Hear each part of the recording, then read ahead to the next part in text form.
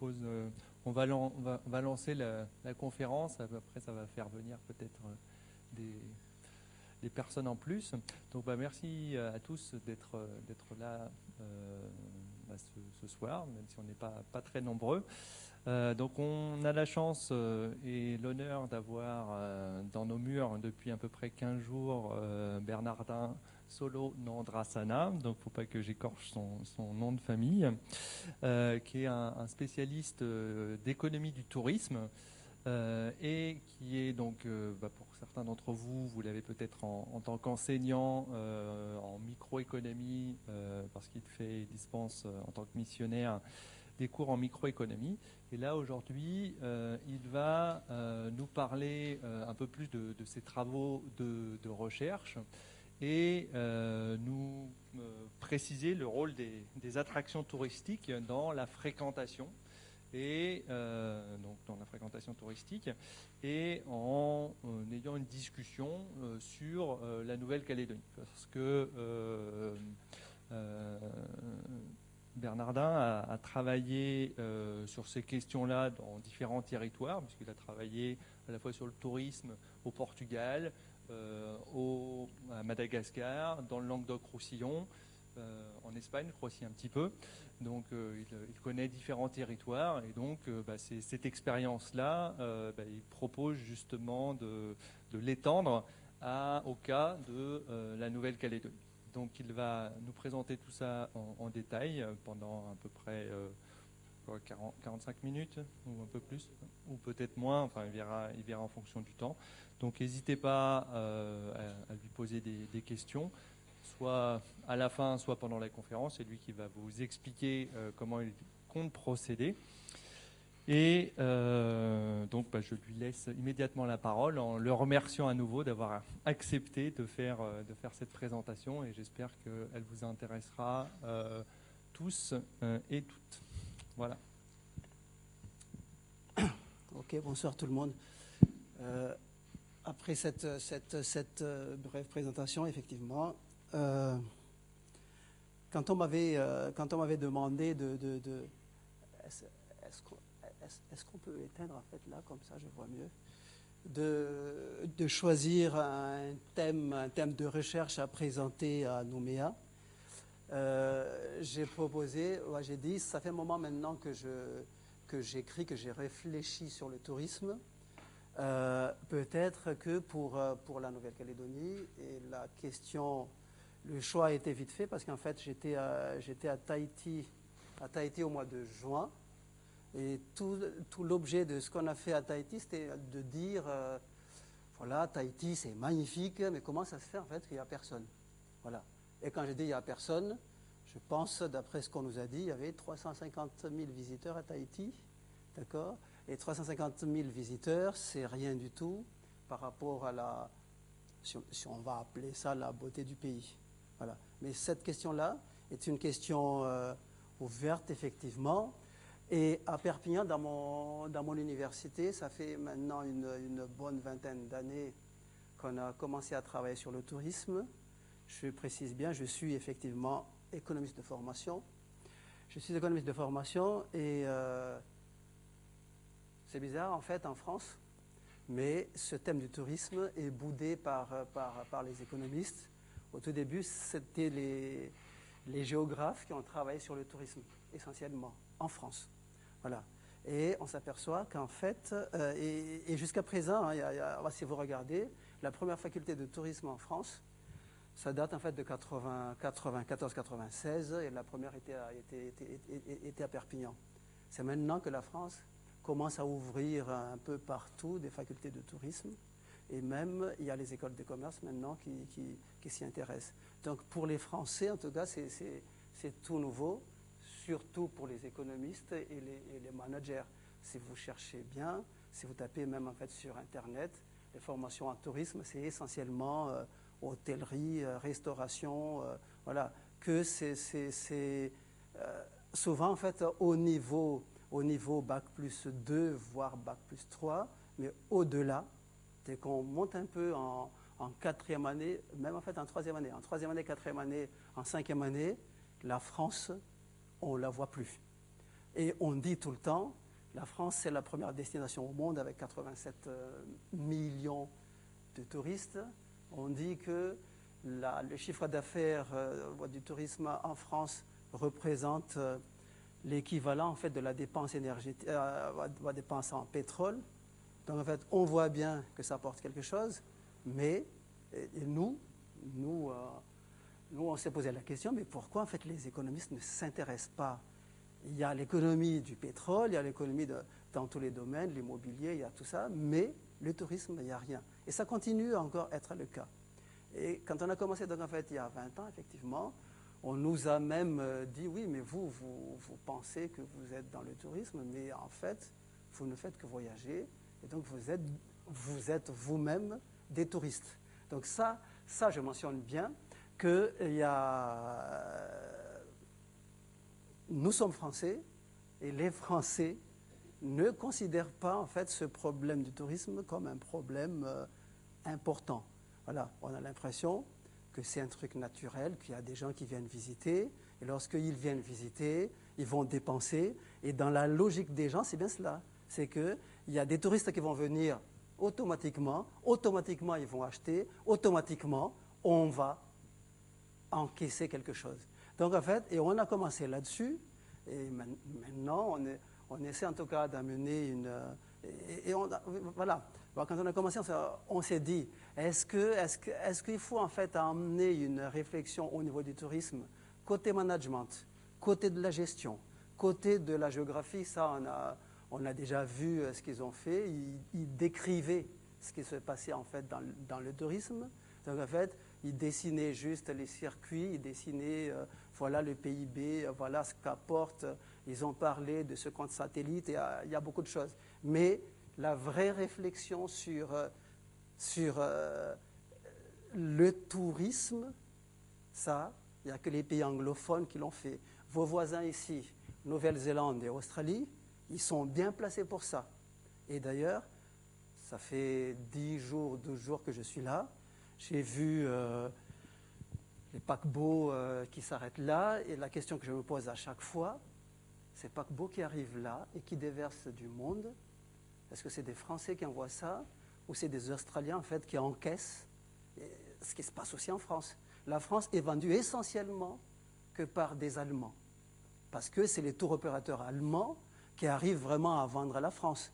Et on se pose la question, on dit même, il y a un paradoxe français, parce que la France, avec ses 87 millions d'habitants, de visiteurs, n'est pas première au niveau de la recette.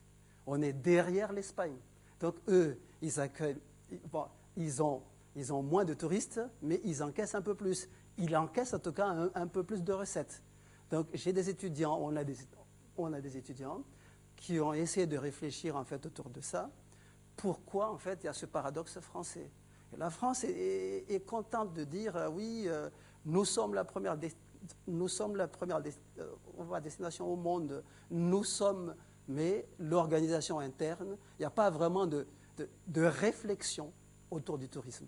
Donc j'ai décidé du coup, quand on m'a donné en tout cas la possibilité d'en parler, j'ai dit, je serai en Nouvelle-Calédonie.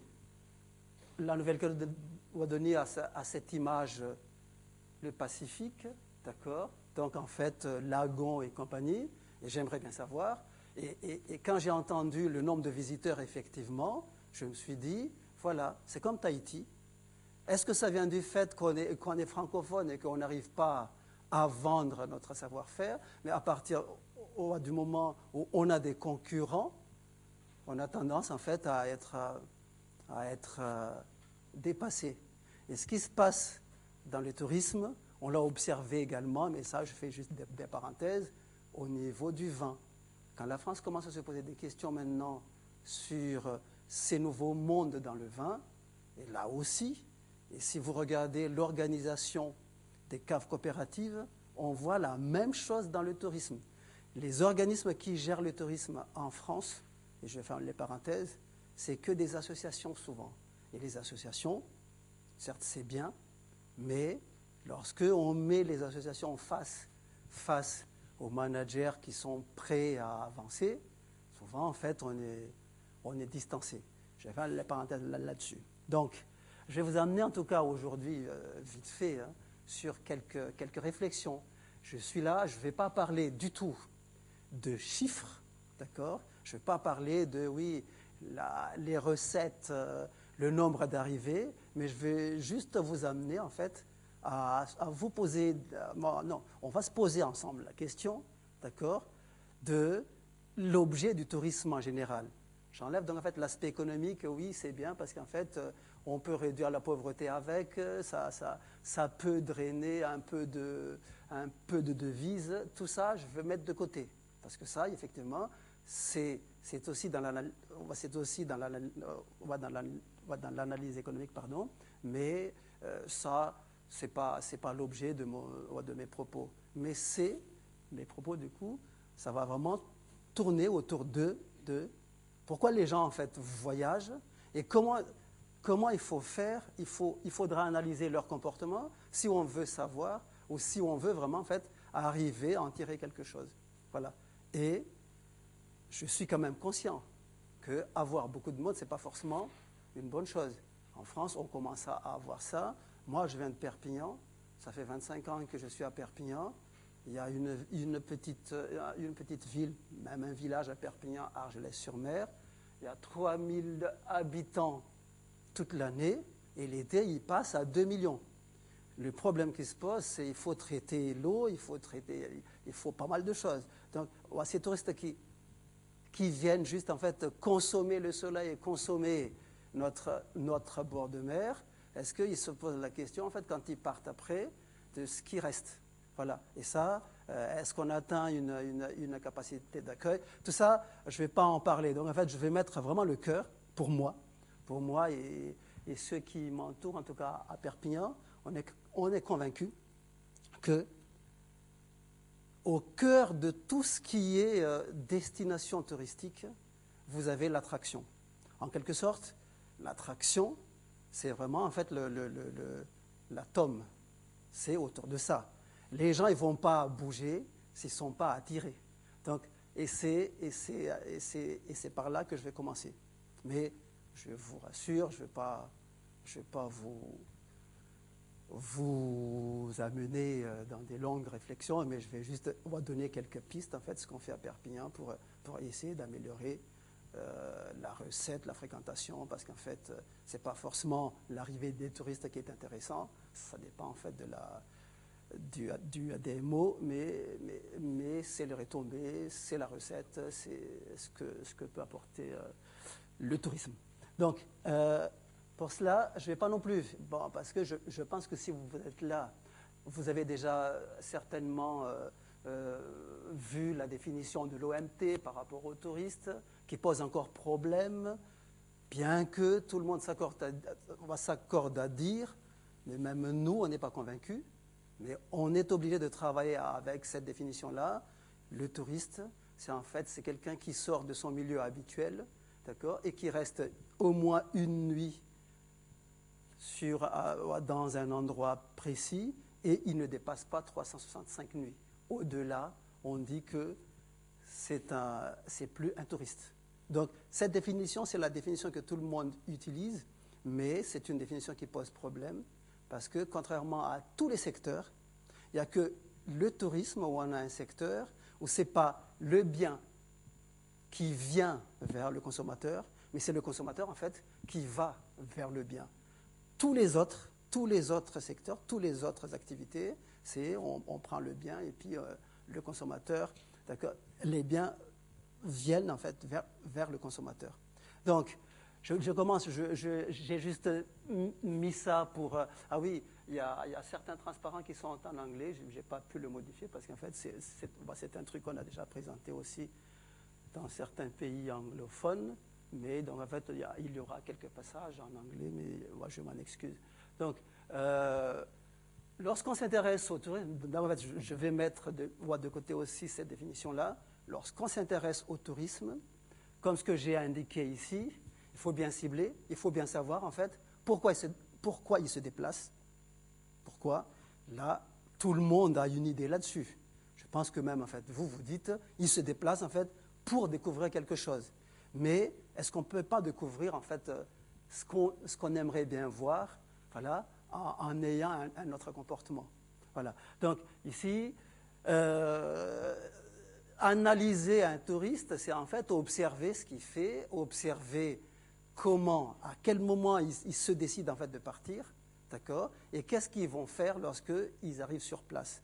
Donc vos touristes ici, ceux qui viennent consommer la Nouvelle-Calédonie, vous avez bien vu leur comportement. Le paquebot que j'ai vu, c'était quand? C'était il y a 2 jours.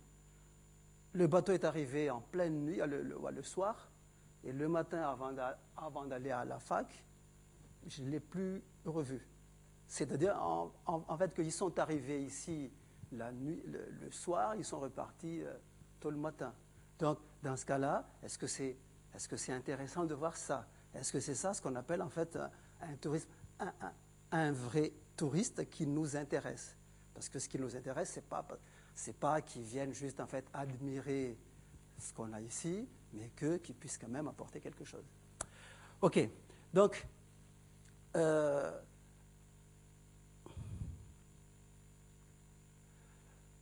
les questions qu'on se pose, et je pense que vous avez tous pensé également à cela, là c'est vraiment bateau, c'est les touristes qui viennent, voilà, qui viennent ici, d'où ils viennent? Ça c'est la première question que tout le monde se pose. Pourquoi ils viennent? D'accord? Quels sont est-ce que c'est des gens d'un certain niveau de connaissance, de formation? Est-ce que c'est des gens qui ont beaucoup d'argent ou pas? J'entends ici qu'en fait, votre destination est chère et c'est pour ça qu'il y a moins de monde. D'accord? Moi, j'ai toujours dit que ce n'est pas parce que la destination est chère que les gens ne viennent pas, mais s'ils ne viennent pas, parce qu'ils ne sont pas attirés. Il y a d'autres destinations qui sont chères, mais qui sont quand même fréquentées. Voilà. À quel point de vue sont-ils satisfaits? Là aussi, est-ce qu'on essaie de comprendre? Bon, en France, surtout en France, on fait pas. On est content de voir, de compter le nombre de touristes, mais on ne s'est jamais posé, ça commence à peine, de savoir en fait, est-ce qu'ils sont contents quand ils viennent en France? On sait très bien qu'en France, je prends le cas de la France, les Français ont du mal, dans n'importe quel hôtel, ils ont du mal à s'exprimer en anglais ou dans une autre langue. Et donc, en fait, il y a des gens qui pensent en fait, qu'on n'arrive pas à bien accueillir nos touristes. En fait, tout ça, c'est des questions que tout le monde se pose, mais c'est pour ça que je le liste juste ici. Ce n'est pas l'objet de mes propos ici, parce que moi, c'est l'attraction en fait, qui m'intéresse, qui nous intéresse vraiment. D'accord? Dans cette description, il y a également, et vous vous en doutez, lorsque on parle d'une destination, l'objectif, il y a ces 4 éléments-là. Le produit. J'attire votre attention sur le mot produit. Il y a le prix, les promotions et l'endroit. D'accord? Et donc, pour moi ici, je vais laisser de côté le prix. Pour moi, le prix ne freine pas à la marge, oui. D'accord? Mais c'est surtout le produit qui nous intéresse. Et ce produit, quand j'ai commencé à parler de produits touristiques, là aussi, j'ai vu beaucoup de termes. On a parlé de produits touristiques, on a parlé de biens touristiques, on a parlé que ce n'est pas un bien maintenant, que c'est un service. Tous ces termes-là, ça a un sens académique, voilà, mais les chercheurs continuent encore en fait, à se poser beaucoup de questions. Voilà. Est-ce un produit? Est-ce un bien? Est-ce que c'est un service? Il y en a qui disent c'est un bien, mais c'est un bien d'expérience. C'est qu'il faut consommer. Il faut consommer la destination avant de pouvoir dire je suis satisfait ou pas. C'est qu'en fait, même si vous achetez le même produit, venir à Nouméa, je suis là depuis 10 jours, depuis lundi, il pleut. Donc là, je vais rentrer chez moi samedi, je peux très bien dire Nouméa, c'est nul, il pleut tout le temps. La même personne revient consommer Nouméa, d'accord? Il fait tout le temps beau, et il va dire mais c'est super, on peut tout faire à Nouméa. Donc en fait, si on parle comme ça, c'est bien, un terme économique, un bien d'expérience. C'est que personne ne pourra vraiment en fait déterminer, d'accord, ce bien-là. C'est que ce bien est fixé par rapport au temps, par rapport à l'environnement, tout ce qui se passe. En ce moment, bon, il y a ma conférence. Derrière, il y a quelque chose qui se passe. Il Voilà. Est-ce que je vais dire à mes collègues, si vous faites une conférence à Nouméa, il y en a très peu qui sont intéressés par le tourisme. Voilà. Parce que, une fois de plus, même une conférence, en fait, est un bien touristique. Ça marche? Donc, ici, je vais passer maintenant, j'enlève le prix. On ne va pas dire cher ou pas cher. J'enlève les promotions, cette partie qui attire, mais par l'aspect monétaire. Et j'enlève également l'endroit, parce que, bien entendu, comme je vous ai dit, c'est un secteur où c'est les consommateurs qui se déplacent vers le bien. Pour consommer la Tour Eiffel, il faut aller à Paris. Et pour consommer les pyramides, il faut aller en Égypte. D'accord? Vous pouvez faire la copie, mais ce ne sera pas Paris ou ce ne sera pas les pyramides d'Égypte. Donc, ici, on va entrer un peu plus en fait dans le comportement des touristes, voilà, et leur attitude quand ils arrivent à un endroit. Je vais passer vite fait ici. Ça, c'est pour dire voilà, qu'en fait, il y a, comme dans tous les biens, il y a des concurrences entre Nouméa et Tahiti, bien qu'on parle d'endroits. Tout ça, ça, je vais pas m'éterniser là-dessus parce que on peut le comprendre facilement. Ici, je vais axer mes propos la suite, en tout cas, sur une destination, comment se forme une destination, l'attraction, le cœur ici, et ce temps et l'attraction. Au départ, les économistes, en tout cas, c'est encore en 64 seulement que les économistes, en fait, ont commencé à comprendre que lorsqu'on consomme, il faut du temps. Même si j'aime bien manger au restaurant, et c'est aussi une activité touristique, si je n'ai pas suffisamment de temps, je suis obligé de manger un sandwich. Voilà. Et le tourisme, d'accord, est au cœur en fait de cette. Il faudra gérer le temps en fait pour consommer ce bien touristique. Ok. Donc il y a des choses. Si vous avez des questions, il faut pas hésiter. Hein. Je vais défiler un certain nombre de voies de transparent, d'accord, mais c'est pour aller directement en fait vers ce qui m'intéresse, c'est-à-dire vraiment le cœur de l'attraction et le comportement en fait autour de ça. C'est bon? Très bien. Donc, comme je vous ai dit tout à l'heure, au-delà de cette question, oui, bien, oui, est-ce que c'est un bien, est-ce que c'est un produit? Tout le monde s'accorde à dire maintenant que c'est autour du service. Et les spécialistes, effectivement, ont longuement travaillé sur le service pour dire qu'en fait, il y a les services marchands, non marchands, publics, privés. Est-ce que c'est tangible? Il y a un massage, est-ce que le massage est tangible ou pas? Tout ça, c'est au cœur de ce tourisme. C'est qu'en fait, on est là quand même dans un domaine qui est très complexe parce que c'est vraiment un mélange de beaucoup de choses. D'accord? Mais, et je ne maîtrise pas ma souris. Voilà. Et lorsqu'on parle en fait d'une destination, c'est cet Australien qui a commencé vraiment à... Parce que, comme je vous ai dit, hein, on ne s'accorde pas, on accepte cette définition de l'OMT par rapport au déplacement, qu'en fait, il va rester au moins une nuit, et il ne va pas dépasser 365 jours, mais le débat est bien animé autour de cela. Est-ce que c'est en étudiant vraiment des gens qui se déplacent ou qui respectent ça qu'on arrivera en fait à maîtriser le tourisme, d'accord? Parce qu'on peut très bien parler également en termes d'activité, d'accord? Et donc pour l'instant, la définition qu'on adopte, c'est bien cela, c'est une aire géographique qui est en mesure d'offrir un produit touristique, c'est-à-dire un ensemble de services, supports, qui gravitent autour d'une activité. Voilà. Et ça, c'est la définition qu'on a adoptée, en tout cas à Perpignan. Et là, on voit bien que ce n'est pas forcément la définition qui sort de l'OMT, d'accord, mais c'est de cet auteur-là. Et d'ailleurs, autour de ça, on a développé également le thème de la touristicité d'une destination. Ce n'est pas parce que votre pays est magnifique et beau qu'on va dire en fait que c'est une destination touristique. D'accord? Et là-dessus, j'ai un exemple qui m'a toujours frappé. j'étais encore jeune chercheur à l'époque. J'ai pu visiter aussi, on m'a invité à faire une conférence en Ukraine et on nous a fait visiter une ville qui s'appelle Lviv. C'est une ville entre la Pologne et l'Ukraine. Et j'étais surpris de voir, il y avait beaucoup de monde et on m'a dit on va visiter un coin, mais tout le monde qui passe à Lviv passe là-bas visiter quelque chose. Je peux vous dire, c'était un petit mur, d'accord, pas de mine, avec 3 trous de balles, 3 trous, voilà.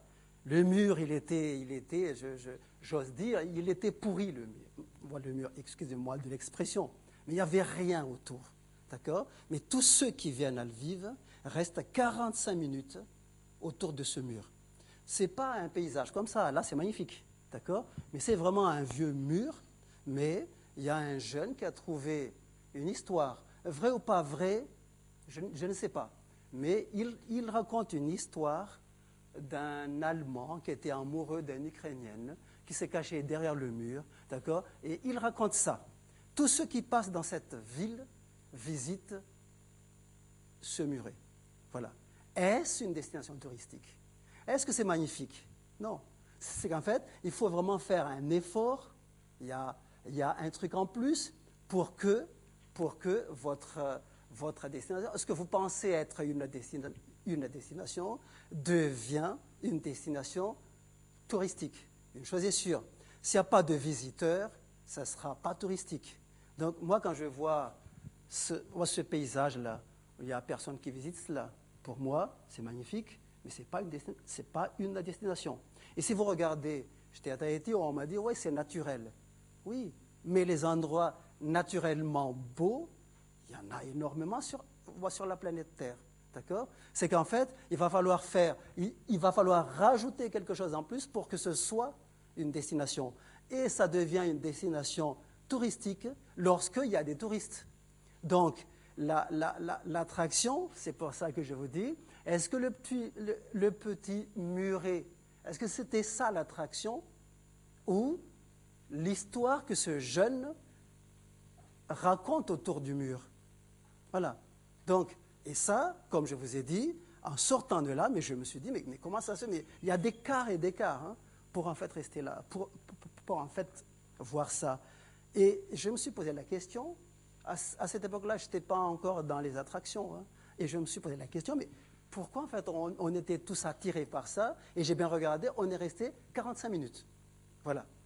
Et c'est pour ça qu'en fait, on a adopté cette définition, parce que là, on voit bien qu'il y a l'activité, d'accord? On ne parle pas encore vraiment d'attraction, mais c'est juste, en tout cas, il y a un objet. Pour moi, ce n'est pas le mur, mais c'est l'histoire. C'est que n'importe où, vous pouvez créer en fait une destination touristique à partir du moment où il y a des gens qui sont attirés. Voilà. Je continue. OK. Donc, on s'aperçoit également, comme on ne peut pas parler de tourisme sans parler du marché, et c'est cette partie-là que les Français ont tendance à oublier, c'est que la France continue à dire qu'on a un beau pays. Certes, on a un beau pays. Certes, il y a du bon vin. Certes, il y a des bons fromages. Mais actuellement, il y a quand même la concurrence. Et si en France, on crie tout le temps, oui, mais le nouveau monde au niveau du vin, et la destination commence à être comme ça, on s'aperçoit qu'en fait, les touristes passent en France, ils ne restent pas longtemps en France, à Perpignan, à Argelès, à partir de 22 heures, il n'y a plus rien. Même mes étudiants, ils vont à Barcelone pour faire la fête. Et quand ils font la fête, ils dépensent à Barcelone. Donc en fait, ceux de Perpignan, ils ne restent pas à Perpignan parce qu'en fait, on ne peut pas faire un tapage nocturne. Je ne dis pas que c'est bien de faire un tapage nocturne. Mais tout ça, c'est encore une fois, il y a la concurrence entre la Costa Brava et chez nous à Perpignan, mais nous, on continue à dire c'est pépère chez nous, c'est tranquille, on veut être tranquille. Et en même temps, on veut quand même avoir beaucoup de touristes. Voilà. Donc c'est presque contradictoire.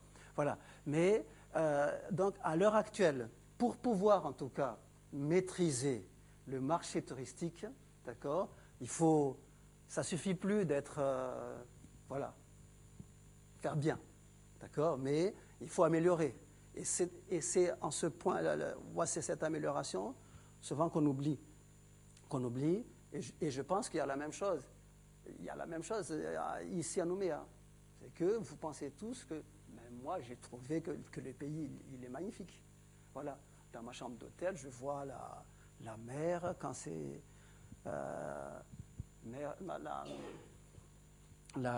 quand la mer, elle se retire, je vois les cailloux, je vois pas mal de choses. Et quand elle revient, j'ai même pris en photo souvent par la fenêtre et j'ai envoyé à mes amis. Ils ont tous dit « Ah, mais c'est magnifique ». Mais après, est-ce que ceux qui disent que c'est magnifique, est-ce qu'ils sont vraiment prêts en fait à venir ici? Ou ils disent, il y a la même chose aussi à Tahiti. Ils disent dans les Maldives ou à l'île Maurice, c'est pareil. Voilà. Donc en fait, voilà, la concurrence, elle est de plus en plus rude à l'heure actuelle. Une chose est sûre, l'île Maurice est toute petite. Mais quand on regarde la fréquentation à l'île Maurice, c'est presque le quadruple en fait, de ce qui se passe à Tahiti. Et pourtant, c'est aussi une île, il n'y a pas grand-chose à faire. Voilà. Mais pourquoi il se développe? Il y en a qui disent, c'est parce que c'est moins cher. Moi, je pense que la question n'est pas là. Parce qu'en fait, il y a d'autres destinations moins chères. On peut trouver aussi les cocotiers et compagnie, mais qui n'attirent pas forcément. D'accord? C'est que c'est vraiment une analyse du comportement des gens, de l'attraction. Voilà. Parce qu'à l'île Maurice, il n'y a rien. C'est la mer, comme ce qu'on peut voir partout. Je prends une autre île à côté, Nosy-Be de Madagascar, Nosy-Be, c'est magnifique également, d'accord? Mais il n'y a pas autant. Dans tout Madagascar, il y a 250 000 visiteurs annuels. L'île Maurice dépasse le million. Voilà. Et pourtant, c'est une toute petite île. Comme à Tahiti, il n'y a pas grand-chose. Voilà. Donc, mais eux, ils sont bien avancés là-dessus parce qu'en fait, les Mauriciens, maintenant, s'intéressent vraiment au tourisme comme les pays anglophones qui sont autour de vous ici. OK.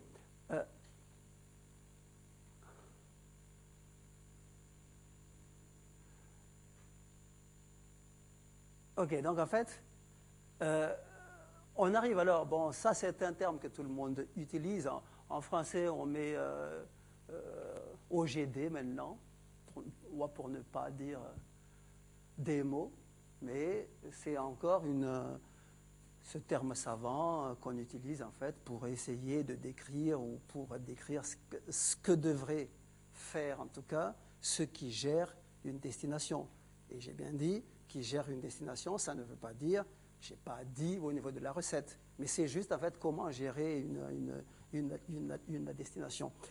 Donc, on voit bien, il faut manager ça, et manager ça, bien entendu, on voit bien, c'est pas que les gens vont venir automatiquement et naturellement ils vont consommer, d'accord? Mais, bien entendu, il faut déclencher une décision. Et déclencher une décision de bouger, de dire, je vais aller à Nouméa. Nouméa est une destination magnifique, c'est un beau pays, mais il faut que les gens arrivent à dire, je vais vraiment prendre un billet parce que je suis attiré par ça. Voilà. Et donc, le choix entre l'île Maurice, Tahiti ou Nouvelle-Zélande ou Nouvelle-Calédonie, c'est là où ça commence. D'accord? Et ça, c'est la gestion de la destination qui sera au cœur de cela. Et la gestion de cette destination passe encore une fois par ce que vous voulez vendre en fait aux gens, ce que vous voulez être lu, être vu. Apparemment, bon, il y en a qui viennent ici pour la mer, moi bien entendu, mais est-ce qu'il y a vraiment une différence entre la mer ici et la mer à Tahiti? Je ne sais pas. Moi, je ne connais pas trop le coin. C'est à vous de me répondre après.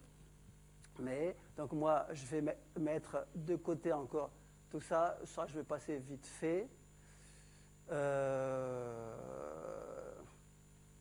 Ça, je pense que ceux qui sont dans l'aspect académique ont déjà vu ça, mais c'est ce que je vous ai dit tout à l'heure. C'est que à l'OMT, voilà à peu près ce qu'ils mettent en place pour définir c'est que c'est qu'un touriste, c'est que c'est qu'un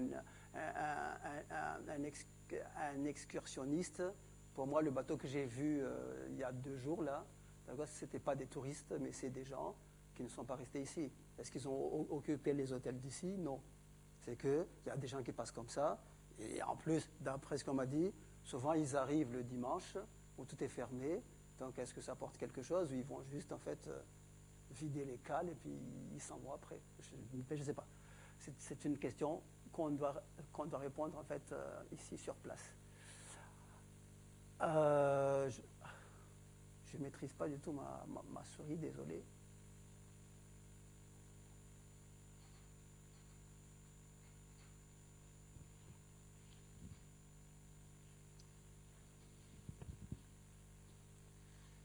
Ok.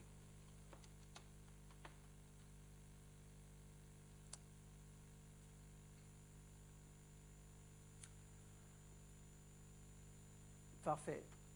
Je ne vais pas m'étendre longtemps sur en fait chaque transparent, mais pour aller donner l'aspect global là-dessus, on s'aperçoit qu'en fait, cette motivation, c'est vraiment autour de... il y a 7 motifs en fait qui poussent les gens à voyager. Il y a le travail, il y a la relaxation, il y a visite familiale, il y a le commerce, il y a pas mal de choses comme ça. Mais tout ça, si je prends l'ensemble, on peut mettre au cœur de cela, on peut le regrouper dans des rubriques. Voilà. Je classe bien. Ici, c'est un auteur qui vient de Nouvelle-Zélande, le premier qui avait dit ça, en disant, le touriste, en fait, décide de partir lorsqu'il trouve ce qu'il a appelé une attraction primaire. Donc, il dit, on peut classer les attractions dans chaque destination par attraction primaire, secondaire et tertiaire. Et donc, c'est au démo de voir, en fait, ce que vous voulez vendre en premier pour être une attraction primaire. Il dit, l'attraction primaire, c'est en fait l'attraction qui va donner l'envie de partir. Et dans cette attraction primaire, ce qu'il faut comprendre, c'est que c'est au touriste de décider comment il va consommer la destination. Je m'explique. Avant, et ceux qui ont fait des études en tourisme ont tous vu qu'en fait, on a classé les attractions en disant il y a des attractions qui sont faites par l'homme, d'autres attractions naturelles, saisonnières ou permanentes. Mais si vous arrivez à classer cela comme ça, une description de ce type-là, est-ce que ça peut en fait amener encore à d'autres analyses par la suite? Si on dit fait par l'homme, et alors? Quand c'est fait par l'homme, est-ce que ça attire les gens à venir ou pas? Quand c'est naturel, est-ce que ça attire plus que quand c'est fait par l'homme? Lorsqu'on pousse cette analyse-là et qu'on commence à aborder ce qu'a dit l'auteur, en fait, s'appelait Leiper, il est décédé il n'y a pas longtemps. Il dit, non, moi je ne vais pas mettre ça juste une description comme ça, mais je vais donner cette hiérarchie. En donnant l'hiérarchie, il dit, là ça permet quand même d'avancer. C'est que moi, par exemple, combien de fois on m'avait dit d'aller enseigner en Algérie et je n'ai jamais accepté. Pourquoi? Je sais que c'est pour faire un motif tourisme d'affaires, enseigner. Quand on m'a dit, Solo, est-ce que tu veux enseigner à Nouméa? Moi, j'ai dit oui. Voilà. Pour enseigner, c'est la même chose. Pourquoi enseigner à Nouméa, j'ai accepté, en Algérie, je n'ai pas accepté, pour la même attraction? C'est parce que, justement, il y a ces attractions qu'on appelle aussi secondaires d'après Leiper, qui vient après. Ma secondaire, c'est l'environnement. D'accord? Je vais faire mon attraction primaire, qui est le fait d'enseigner, mais je regarde également j'ai une connaissance de ce qui se passe dans cet environnement-là. Donc pour moi, du coup, même si enseigner m'attire, il se peut que je ne vienne pas, parce que le secondaire, voilà, peut freiner le primaire ou amoindrir le primaire. D'accord? Donc, chez vous, par exemple, il y a la mer. Ceux qui sont attirés par la mer, bien entendu, ça peut être une attraction primaire. Mais est-ce qu'il y a quelque chose autour que la Nouvelle-Calédonie, en fait, propose également? Moi, j'ai dit à mes étudiants, ceux qui ont discuté avec moi ici, moi, j'ai dit, mais je ne sais pas, je ne me vois pas venir ici avec mes enfants. Je dis, la mer tout le temps. Je ne sais pas comment je vais occuper mes enfants si je viens ici. Je dis, dans ce pays, j'ai l'impression que vous ne misez pas sur le tourisme familial, alors que ce tourisme familial apporte quand même beaucoup de choses. C'est qu'on pense, tout ce qu'on voit ici, c'est des attractions, souvent, qui fatiguent. Voilà, c'est 4x4, c'est trekking, c'est planche à voile, et essentiellement, en fait, un truc dur. Est-ce que les enfants vont accepter de venir ici, en fait, pour faire ça? Ils ne peuvent pas suivre déjà, parce qu'en fait, eux, c'est à chaque fois, il leur faut 50 minutes et il faut changer d'activité. Donc, à Nouméa, est-ce qu'il y a beaucoup de choses à faire comme ça? J'ai commencé, quand on a commencé on nous a fait travailler il n'y a pas longtemps sur le tourisme sexuel en Thaïlande, et le résultat de ce qu'on a fait, c'est, avant, en Thaïlande, tant qu'il n'y avait pas le tourisme familial en Thaïlande, il y avait beaucoup de tourisme sexuel. Voilà. Le tourisme familial en tout cas, effacé une partie de ce tourisme sexuel. C'est que la majorité de ces destinations, et à l'île Maurice c'est pareil, la majorité de ces destinations qui marchent bien à l'heure actuelle, c'est des destinations qui essaient quand même de proposer, d'accord, autre chose que ce que vous pensez être l'attraction primaire. C'est que l'attraction secondaire peut en tout cas, engendrer aussi un déclic au niveau de l'achat. Et ce fameux Leiper a continué par dire, mais au-delà de ces attractions primaires, secondaires, il y a les attractions tertiaires. Et ce qu'il a mis dans les attractions tertiaires, c'est les attractions, en fait, dont on n'a pas le soupçon de l'existence. C'est que c'est quelque chose qui existe sur place, d'accord, mais les gens ne le voient pas encore. Mais lorsqu'ils arrivent à la destination et qu'ils découvrent d'autres attractions, voilà, ces trucs-là renforcent en tout cas la décision. Voilà. Et je ne parle pas encore, et là on n'arrive pas encore à l'aspect, est-ce que c'est un voyage où on va y aller une seule fois et quand je découvre, j'arrête après, ou le voyage, d'accord, pourrait en tout cas engendrer d'autres voyages. Voilà. Et c'est à ce niveau-là qu'on a commencé à réfléchir à Perpignan en disant, mais comment se fait-il effectivement qu'en fait, il y a des touristes, ce qu'on appelle en fait one-shot souvent, ils viennent une fois, ils ne vont plus revenir. Je prends le cas de Madagascar, que je connais bien. Madagascar n'arrête pas de vendre la destination faune et flore. Et je me suis toujours posé la question, mais quand on voit un lémurien cette année, est-ce qu'on va encore revenir l'année prochaine, voir tout le temps lémurien? Je ne pense pas. Voilà. Et pourquoi à l'île Maurice, il n'y a pas de lémurien, il n'y a pas de faune et de flore, et les gens viennent quand même.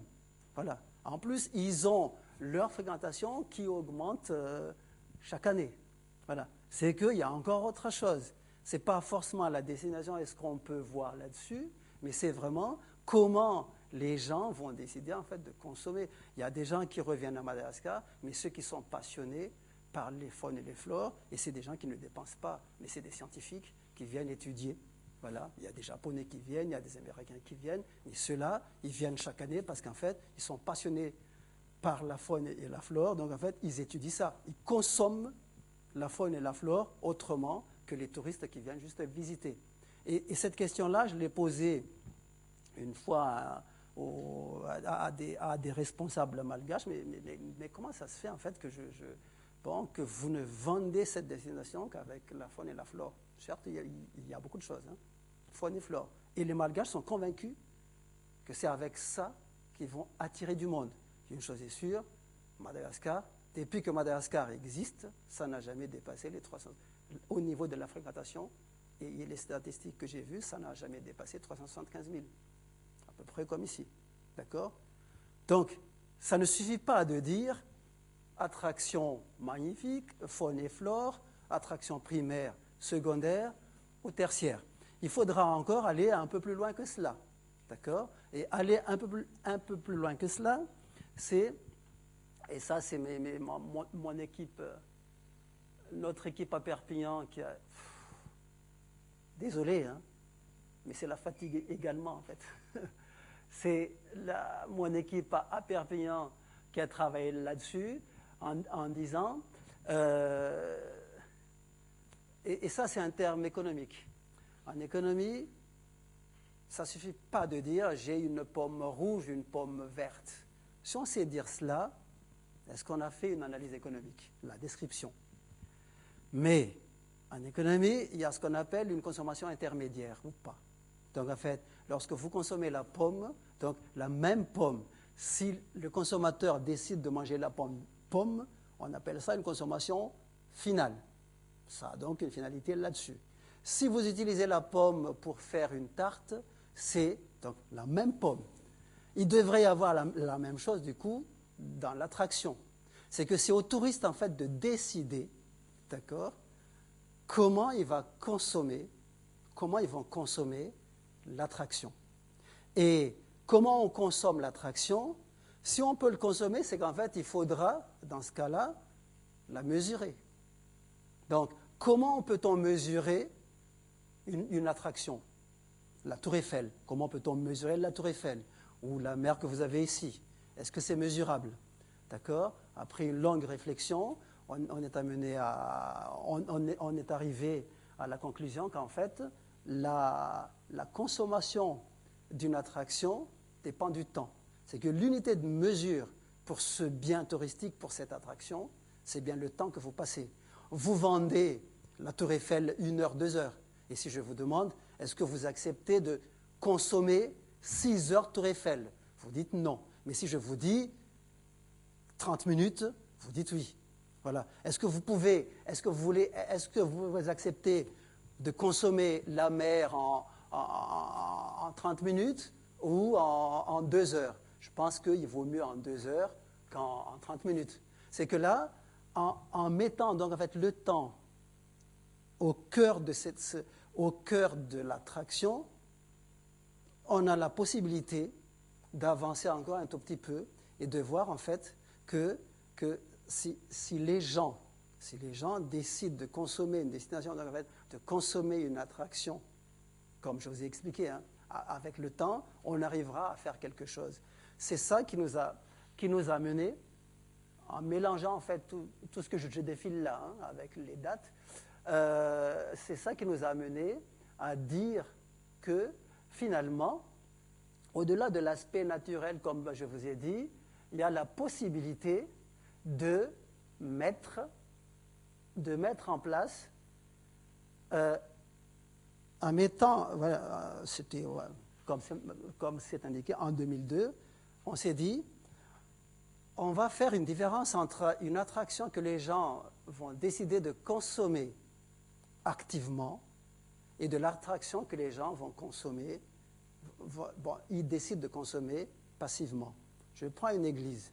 Une église, si vous avez un touriste qui ne croit pas en Dieu, d'accord, il va consommer l'église, donc en fait la même attraction, l'église de façon passive.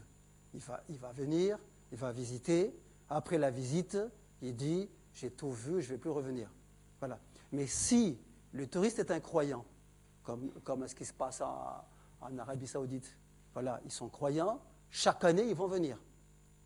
Voilà, parce qu'ils consomment activement l'attraction.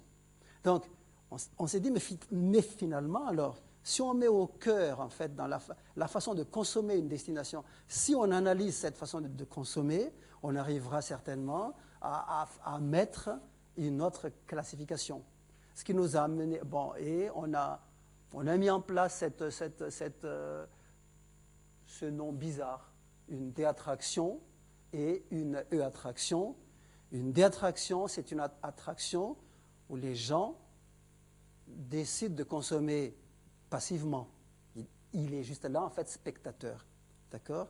Et la façon de consommer, c'est vraiment ça, par rapport à l'action que les gens vont faire. Et une E-attraction est une attraction que les gens vont consommer activement. S'il est acteur, dans ce cas-là, il va consommer cela, et c'est ça qui permet, en fait, aux gens de revenir. Il y a un outil en économie qu'on utilise, c'est cette fonction de satisfaction, juste pour en fait simplifier cela. On s'est dit, si les gens trouvent en fait un point de satiété comme ça, où ils consomment par rapport au temps, il arrive à un sommet, en arrivant au sommet, ils disent, ça commence à être dur, là, il a consommé le bien passivement. Ces gens qui ont atteint en fait ce point optimal, là, ils ne vont plus revenir parce qu'ils ont déjà visité, ils ont déjà vu. D'accord? Mais s'ils consomment activement l'attraction, d'accord, la satisfaction ne va pas baisser. Il faut même en fait les attirer pour rentrer, mais c'est fini maintenant, rentrer parce que c'est terminé. Si vous arrivez à faire ça, c'est-à-dire que ces gens-là, dès qu'ils ont le temps, ils vont revenir. Et c'est d'ailleurs, et l'exemple que je prends ici, c'est cet accord entre l'île Maurice et Madagascar. L'île Maurice base leur destination en relaxation. Voilà. Si on veut se reposer, donc le bien-être, donc l'île Maurice fait un discours que le tourisme à l'île Maurice, c'est bien-être. Voilà. Mais c'est avec de l'huile essentielle malgache que les Mauriciens massent les gens. Mais ils vendent bien. Nous sommes, et c'est un accord entre Madagascar et l'île Maurice. Madagascar et l'île Maurice ont signé une convention que Madagascar axe sur la faune et la flore, et l'île Maurice sur le bien-être.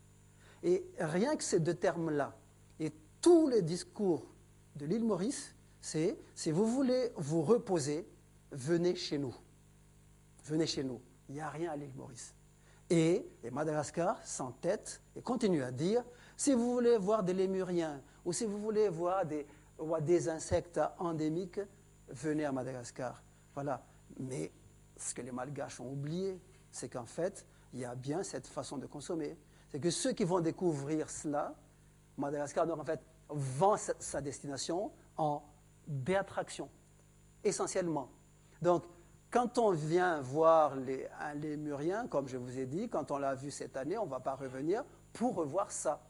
Et donc, autour de cette destination à Madagascar, où on parle que de lémuriens et de faune et de flore, il n'y a aucune activité autour de cela. Il n'y a pas un vecteur, en tout cas, qui va attirer les gens ou qui va faire en sorte que les gens vont revenir.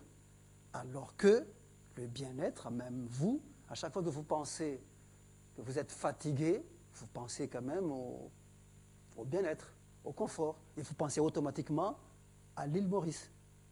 Donc, voilà deux pays qui ont à peu près... bon, il y en a un qui a tout. Il y a beaucoup d'huile essentielle à Madagascar, il y a beaucoup d'essence, il y a énormément. À l'île Maurice, il n'y a rien du tout. D'accord, mais il y en a un qui arrive à avoir 1 300 000 de touristes et qui reviennent régulièrement. Et Madagascar, qui n'accueille que 350, essentiellement des spécialistes qui vont étudier faune et flore, et il n'y a aucun discours. C'est-à-dire pour moi, pour nous en tout cas, que ce pays-là ne fait pas l'effort de vendre une destination à consommer activement, mais vend la destination juste pour que les gens viennent en fait observer en tant que spectateur. Et un spectateur, il ne va pas revenir voir un film 3 fois, 4 fois. Non, non. Il faut qu'il soit vraiment actif pour pouvoir revenir. Disneyland, d'accord, joue là-dessus. Il y a des gens qui ont un abonnement à Disneyland. Voilà. Pour voir quoi? Est-ce que c'est pour voir le château? Non. Ils ont mélangé le château avec quelques activités. C'est que pour aller à Disneyland, voilà, il faut le consommer activement. Voilà. Donc en fait, il faut pousser les touristes, il faut le transformer en tout cas, à considérer votre destination comme une destination composée de E-attractions. Que le primaire, en tout cas, que l'attraction primaire devienne, d'accord, une E-attraction. Si on fait ça, on espère au moins une répétition au niveau de la consommation. Et c'est là où on parle en fait d'un repeat touriste. Voilà. Ceux-là, ils sont intéressants. Voilà. Parce que ceux-là, quand vous consommez souvent la destination, peut-être que vous changez au niveau de la dépense touristique, mais vous respectez votre destination. D'accord? Mais quelqu'un qui va consommer la destination comme une des attractions, il va venir une fois. Souvent, ils ont un comportement vraiment d'un first-time touriste. Quelqu'un qui va dire « j'ai vu, je m'en vais, tant pis pour le reste ». D'accord ? Il n'est plus responsable de la destination après avoir consommé. Parce qu'il a déjà vu, il ne va plus revenir. Donc, vous êtes obligé de faire une dépense en publicité parce qu'il faut toujours convaincre un nouveau consommateur, ou des nouveaux touristes. D'accord ? Alors que lorsque vous arrivez à transformer votre destination en E-attraction, d'accord, vous ne faites plus la pub. Ceux qui viennent ici, en fait, pour les planches à voile, ceux-là consomment votre mer activement, ceux-là, vous ne faites plus de... Voilà, ils viennent d'eux-mêmes. Parce que pour eux, ici, il y a la mer, je peux venir. Voilà, tout le temps. Parce que, là, c'est en fait eux qui ont décidé d'exploiter le vent d'ici. D'accord ? Mais le DMO doit donc en fait choisir, voilà, sur ces deux attractions-là, est-ce que vous voulez vendre votre destination comme un D ou comme un E? Je signale quand même que même si vous avez que de ces D attractions, je mets entre parenthèses, hein, c'est que le tourisme, le shopping, d'accord, vous consommez ça activement. Vous ne pouvez pas observer juste les biens, mais il faut essayer, voilà. Mais c'est pour ça qu'on revient, d'accord? Moi souvent, et surtout qu'en fait il y a la possibilité pour essayer d'avoir un peu plus de monde. Vous pouvez très bien en fait penser à une série d'attractions. Mais là aussi, il faut savoir en fait trouver le sommet. Si vous laissez les gens rester longtemps et que la satisfaction commence à baisser, là, il va dire, oui, c'est trop long, c'est enquiquinant. Et c'est là où le rôle d'un guide est important. Si vous mettez donc en fait au cœur de la classification le touriste qui va décider s'il va consommer passivement ou activement votre attraction, d'accord ? Le rôle d'un guide, c'est quoi ?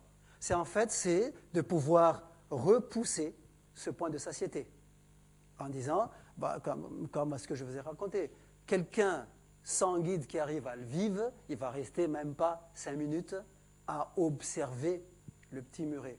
Avec le guide, on était tous là, comme, je n'ose pas sortir le mot, mais on était tous là, en train de regarder, pas 45 minutes, mais c'est long 45 minutes, d'accord ? Sur un mur, il n'y avait rien. En sortant de là, on avait soif et on a consommé à côté. Voilà. Donc, il y avait le bus, le car, il y avait les buvettes, d'accord, et le temps qu'on a passé, parce qu'on a payé pour ça. Donc, le rôle d'un guide même arrive parfois à transformer une D-attraction en une E-attraction. Voilà. C'est que si vous avez un bon guide qui arrive, en fait, même si vous n'êtes pas, je vais prendre l'exemple en fait d'une église, si vous mettez un guide, pas spirituel, hein, dans une église, et qui arrive en fait à vous faire passer cela pour dire, voilà, mais l'église, il y a autre chose que Dieu qu'on peut consommer dedans, et que vous devez, un fanat d'église pour étudier l'église, vous allez visiter tout le temps cette église-là, d'accord ? Et ça, c'est le rôle d'un guide. C'est que c'est autour de cela. Une destination est bien gérée lorsque vous avez des guides qui permettent également d'allonger ce point de satiété dans le temps. C'est qu'en repoussant ce sommet-là, vous pouvez retenir un peu vos touristes. Donc en fait, pour moi, ceux qui viennent dans les paquebots qui arrivent ici, d'accord? Si à Nouméa, personne ne vient pour expliquer en fait tout ce que vous avez, ça peut être n'importe quoi, même en fait au port. Hein. Ils peuvent très bien rester là, payer pour écouter une histoire drôle autour de votre port, d'accord? Et dans ce cas-là, Nouméa devient une destination. Mais là, pour l'instant, les gens passent et ça n'apporte pas grand-chose. Ça marche? Donc en fait, ici, c'est donc en fait, il va falloir du coup essayer de repousser tous ce sommet. Si vous arrivez à repousser ça jusqu'à dépasser la possibilité, la dotation temps de chaque touriste, d'accord, vous pouvez en fait transformer un touriste qui voulait consommer passivement votre destination, votre attraction, à un touriste qui va le consommer activement. Et s'il arrive à la fin de son temps disponible, là, il va revenir certainement pour en fait continuer parce qu'ils étaient encore contents de consommer, mais c'est le temps qui avait freiné la consommation. C'est bon? Donc, ça, et on a encore continué à réfléchir, mais je ne vais pas vous enquiquiner avec ces expressions mathématiques, mais on a essayé de comprendre du coup entre ces attractions-là, attractions primaires, attractions secondaires et tertiaires, d'accord, et cette classification qu'on a établie à Perpignan en disant il y a les E-attractions, il y a les D-attractions. Est-ce qu'on peut mélanger en fait tout ça? Voilà. Et la réponse est oui. Et ce qu'on a trouvé en fait, c'est que les attractions classées avec ED, au primaire, secondaire et tertiaire, ce n'est pas au même niveau. Quand on regarde bien, les gens, avant de partir, ils décident, voilà mon attraction primaire à Nouméa, dans mon cas, parce que là, ici, je suis un touriste, d'après la définition de l'OMT. Je fais mon cours dans la journée, et l'après-midi, je suis un touriste comme tous les touristes. Je ne suis pas chez moi, je dors à l'hôtel au-delà d'une journée et à une nuit, c'est que je suis un vrai touriste. Le motif, c'est un motif business, travail. D'accord? Donc en fait, et ici, je suis parti avec un primaire, avec une attraction primaire. Pour moi, travailler. J'arrive ici, donc ça c'était avant de venir. Voilà, j'arrive à destination, j'expérimente le bien. J'ai enseigné ici, le soir quand j'ai fini mon cours, je me promène et je regarde.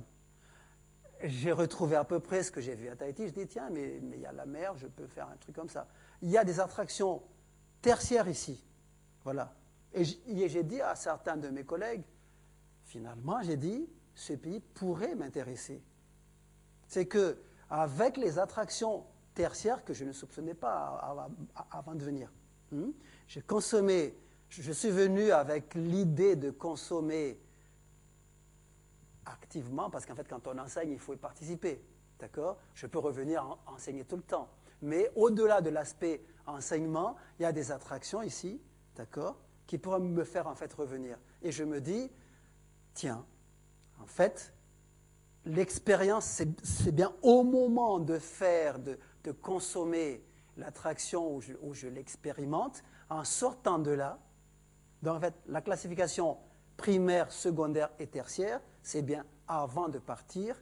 Et lorsque vous êtes sur place, c'est là que vous pouvez transformer les gens voilà, ils consomment autrement l'attraction. Même s'il est parti pour une des attractions, avec un bon guide, une fois de plus, voilà, avec un bon guide, vous pouvez vraiment transformer un touriste qui voulait consommer en D, en un touriste qui le consomme en E attraction. Et lorsque vous arrivez à faire ça, ils vont revenir. Voilà. Et le fait de revenir, ça va faire en tout cas un effet cumulatif. D'accord? Et c'est ça qui permet d'avoir la chance de pouvoir en fait voir une fréquentation qui augmente. Voilà. C'est vrai que lorsqu'on parle comme ça, on oublie qu'à l'heure actuelle, il y a les Chinois qui essaient encore de sortir de la Chine et que peut-être, en fait, avec les Chinois, même si vous n'avez pas des répites touristes, d'accord, comme ils sont nombreux, on peut encore en avoir, en fait, des one-shots, mais voilà, sur un certain nombre de temps. Voilà, mais ça c'est un terrain assez glissant et je préfère ne pas aborder ça longtemps.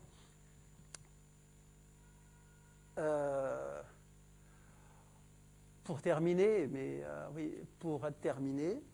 donc en fait, c'est bien ça l'objet de mon discours aujourd'hui, c'était de vous dire qu'en fait, essayer d'analyser ou de comprendre, voilà, au-delà des touristes qui vont venir, hein, mais c'est à vous sur place, en tout cas, de faire en sorte que les gens, d'accord, de pousser vos touristes à considérer votre destination comme une E-attraction que comme une D-attraction. Vous économiserez au niveau des publicités, parce qu'en fait, il y a l'effet cumulatif, d'accord, même si après, ce qu'on appelle une capacité de charge, c'est qu'en fait, au bout d'un moment, il y a forcément un encombrement, mais vu que Nouméa est encore, vu que la Nouvelle-Calédonie, il y a encore beaucoup de place à prendre, non, à visiter, hein, mais pas y vivre. Voilà. Dans ce cas-là, vous êtes encore loin d'atteindre en tout cas la congestion. Voilà.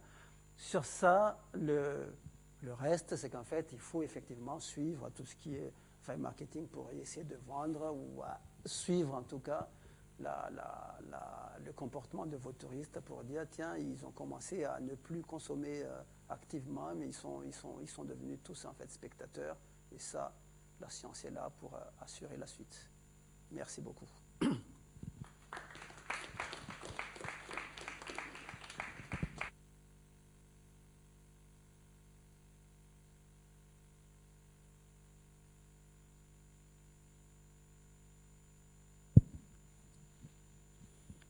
Oui.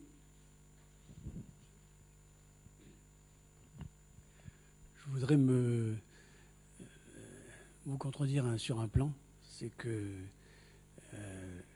la France a été à la pointe à un moment de la recherche touristique, puisque j'en suis le produit, puisque j'ai fait un DEA d'économie du tourisme au Centre des hautes études touristiques d'Aix-en-Provence en 83. Voilà. Donc, en parlant de la Calédonie,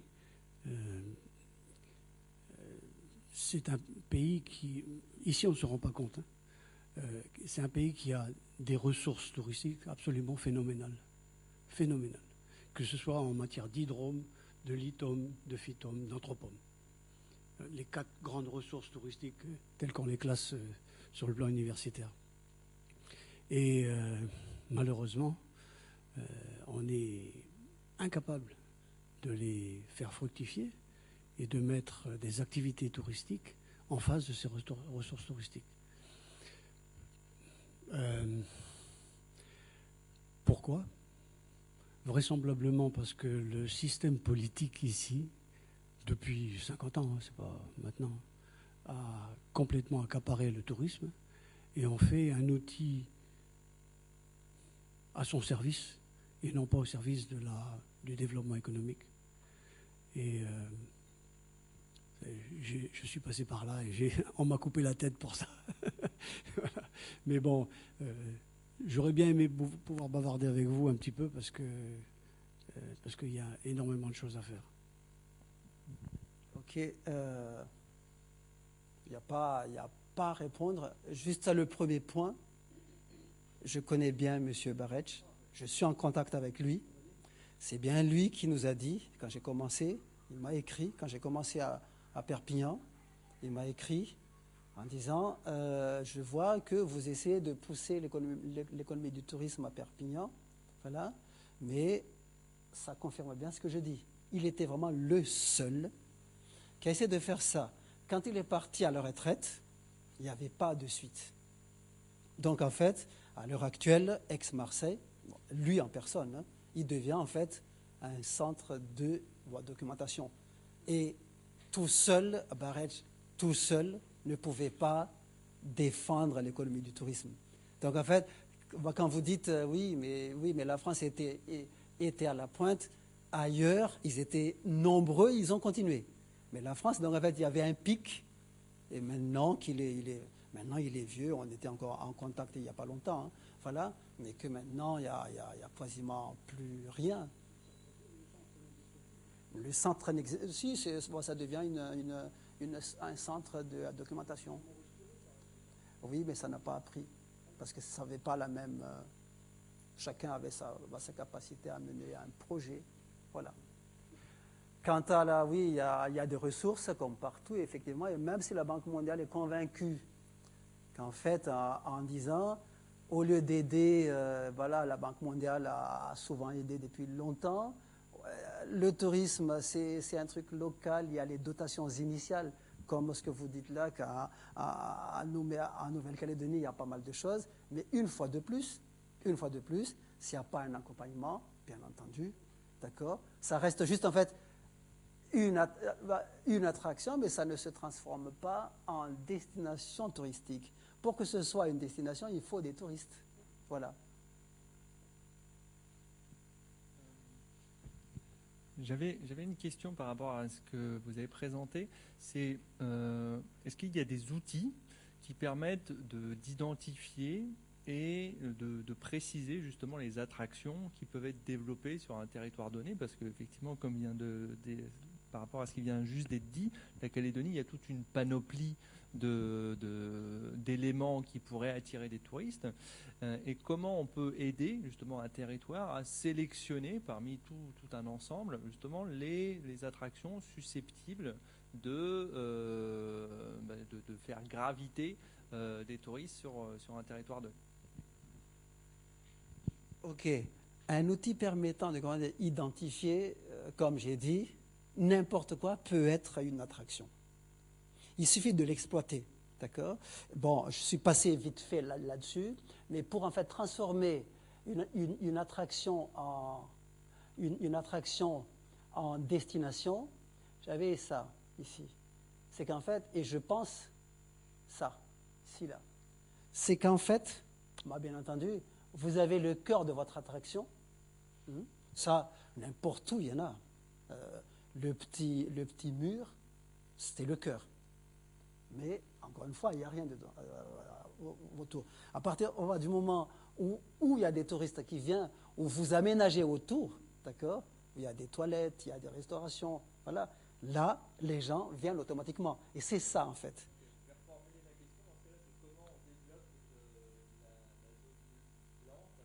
Oui. Ça, c'est une décision après.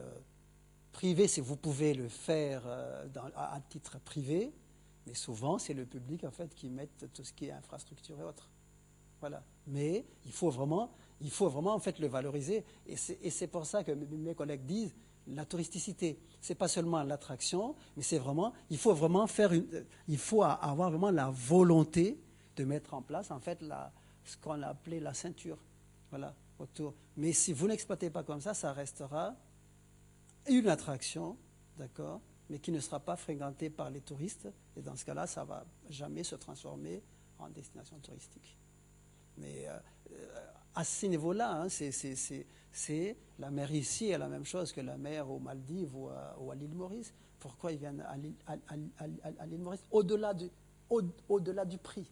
Voilà. Mais il y a vraiment, si je vous demande en fait de me donner un vecteur de cette destination Nouvelle-Calédonie, d'accord?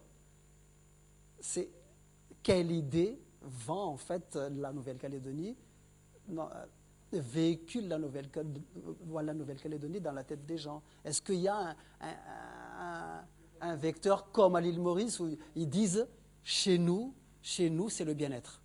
Et ça, on l'entend tout le temps. Voilà.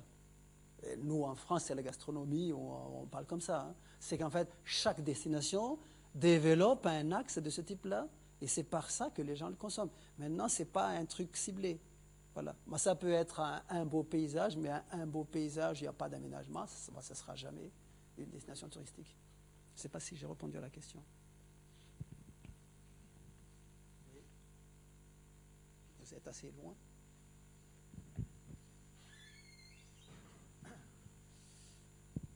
Oui, on parlait de l'île Maurice, justement, qui véhicule donc cette attractivité de bien-être, relaxation. Et ma question, c'était aussi, ma mère est mauricienne, et donc justement, je sais qu'à l'île Maurice, il véhicule aussi beaucoup cette idée d'accueil, de chaleur des gens. Et est-ce que ça peut être aussi considéré comme un facteur tertiaire d'attractivité qui font que les gens reviennent ou... Merci beaucoup.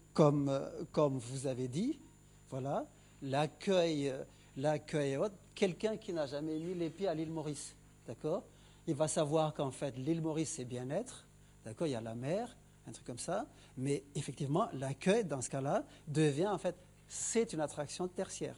Voilà. Donc, et comme je vous ai dit, après avoir, voilà, vous décidez d'abord d'aller à l'île Maurice. Et vous découvrez que les gens, ils sont accueillants, ils font l'effort, en fait, de bien accueillir, un truc comme ça. Et effectivement, ça, c'est un élément.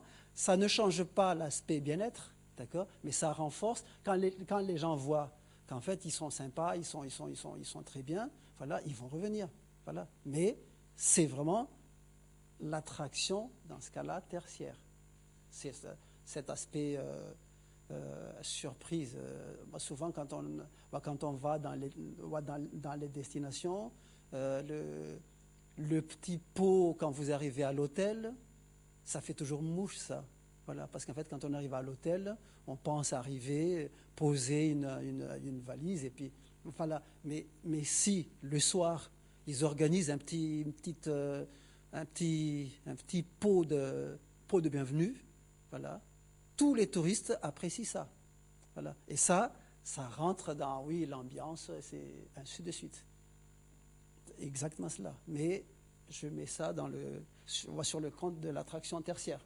Mais après, si vous reviendrez, si vous revenez à la même destination, il faudra trouver autre chose pour que vous soyez tout le temps surpris. Bonsoir, monsieur. Je m'appelle Guy Lagarde. J'ai vu une publicité dans un journal local et c'est ainsi que je me suis permis de venir à votre excellente présentation. Je vous présente tous mes compliments.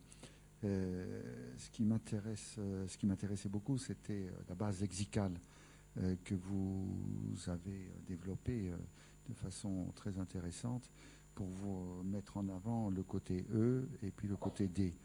C'est une distinction qui m'apparaît effectivement très intéressante.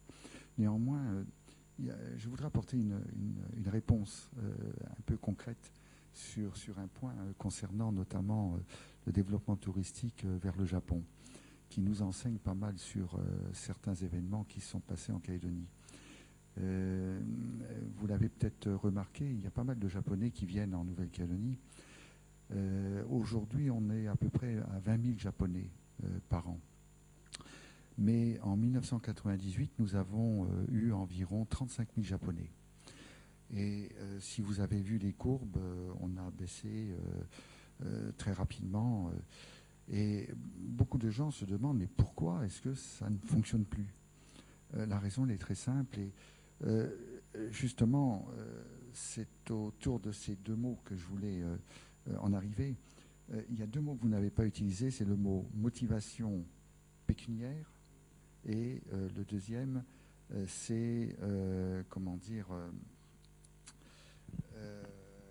attendez voir, que je ne me trompe pas, la force de vente. Alors, ces deux mots, j'ai écouté attentivement votre développement, je ne les ai pas entendus. Et ça, c'est un moteur qui est essentiel. Par exemple, au Japon, on a, si vous voulez, là-bas, des gens qui sont motivés pour gagner de l'argent et qui se disent qu'est-ce qu'on va pouvoir mettre en avant pour faire venir nos clients en Calédonie. Et c'est ça la véritable motivation. Évidemment, l'attractivité se développe au fur et à mesure. Et en 1998, il y avait ici en Nouvelle-Calédonie le Club Méditerranée. Alors, ils avaient développé à cette époque quelque chose de remarquable. Ils étaient passés par le meilleur promoteur, si l'on veut, du Japon, qui était le groupe Dentsu, qui leur avait dit, écoutez, nous, on connaît très bien le Japon, on sait ce qu'il faut faire. Les couleurs, on les maîtrise très bien. On va pouvoir mettre en avant tout ce qui est couleurs particulières en Nouvelle-Calédonie. Vous savez que pour faire des imprimés avec des couleurs turquoises, si on ne maîtrise pas la couleur, on ne peut pas. En Calédonie, au Japon, pardon, les couleurs ont commencé à être vraiment maîtrisées dans les années 1980. Avant, les Japonais n'étaient pas capables de créer des harmonies chromatiques ciblées. Ils ne savaient pas le faire. Et en passant par le groupe Dentsu, le Club Méditerranée a réussi à créer une véritable force de vente qui avait à la fois un côté attractif avec des images qui présentaient des choses très intéressantes, mais en plus, ils avaient un bureau qui vendait réellement les destinations, c'est-à-dire les produits. Donc les Japonais appelaient et disaient, voilà, j'ai vu tout ça, je veux en acheter. Au jour d'aujourd'hui, en Calédonie, la force de vente n'existe plus sur le marché japonais. Il n'y a plus de force de vente. Et les gens constatent que ça baisse. Alors on dit, on va faire de la promotion, mais ça ne suffit pas parce que il n'y a pas de force de vente pour que les gens puissent réellement acheter. Alors certains même disent abusivement, la Calédonie est un produit. On fait la promotion du produit calédonien. La Calédonie n'est pas un produit. Si je veux acheter une Calédonie, je ne peux pas. Je peux acheter un pain, c'est un produit. Mais si je veux acheter une Calédonie, ce n'est pas possible.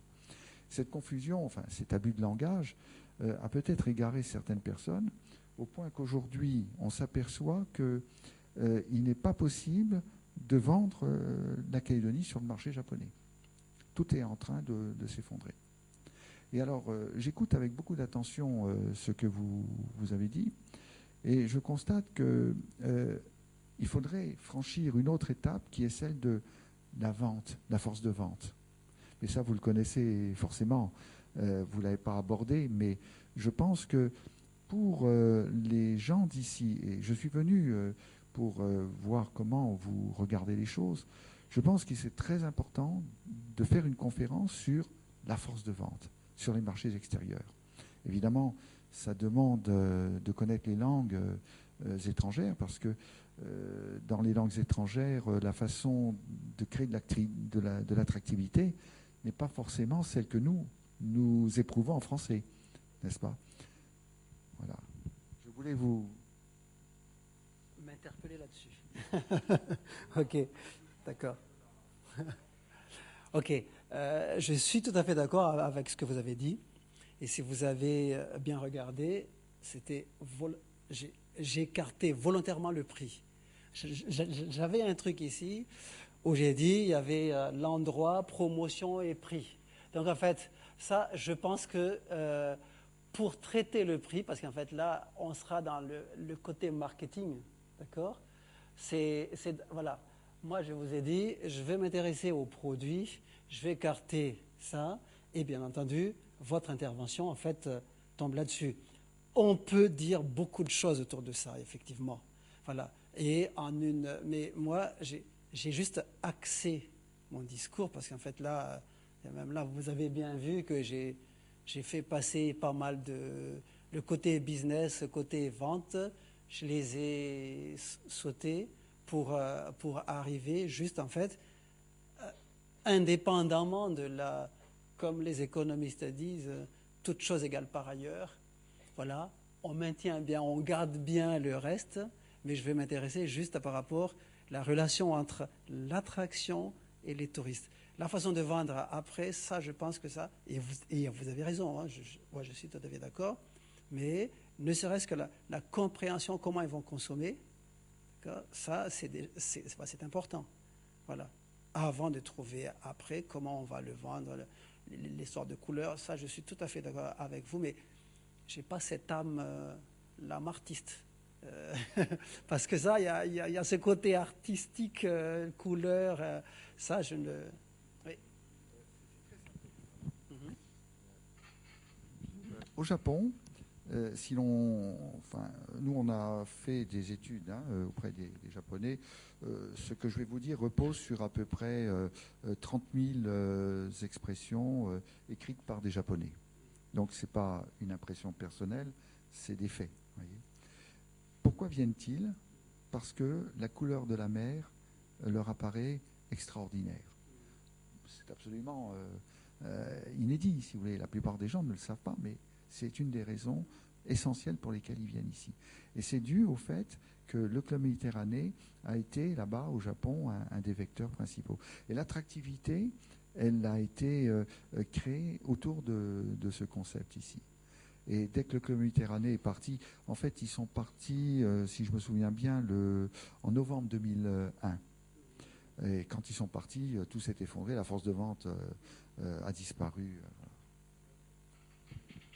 Non, je peux comprendre d'autant plus que je ne sais pas s'il y a une ligne directe entre la Chine et ici. Pas encore. Voilà. C'est qu'en fait, si les Japonais ne viennent plus, ce n'est pas pour en fait minimiser leur poids. Mais bien entendu, le fait qu'il y ait une ligne directe entre le Japon et Nouméa, d'accord, là on parle de cette clientèle-là. Mais si vous mettez une ligne entre la Chine, et j'ai entendu dire qu'il y aurait quelque chose entre Shanghai et Nouméa, voilà, et là aussi il y a aussi maintenant une force, et ce ne sera pas la couleur, mais ce sera autre chose. Comme j'ai dit une fois, certes c'est bien d'attirer la clientèle chinoise, mais quand on voit que les Chinois n'aiment pas le bronzage et que les femmes quand ils vont à la mer, elles viennent avec leurs fesses skinny là, et ils se cachent. Voilà, mais c'est une autre clientèle. Au même titre que la couleur au Japon, ça sera autre chose en Chine dans ce cas-là. Mais ça, moi je pense que là... Mais je suis tout à fait d'accord avec vous que pour en fait vraiment aller... Il y en a, on est même... La suite même, on arrive même en fait à distinguer le nombre de clics par rapport à une D-attraction et avec une E-attraction. Mais je ne peux pas tout présenter en une seule séance.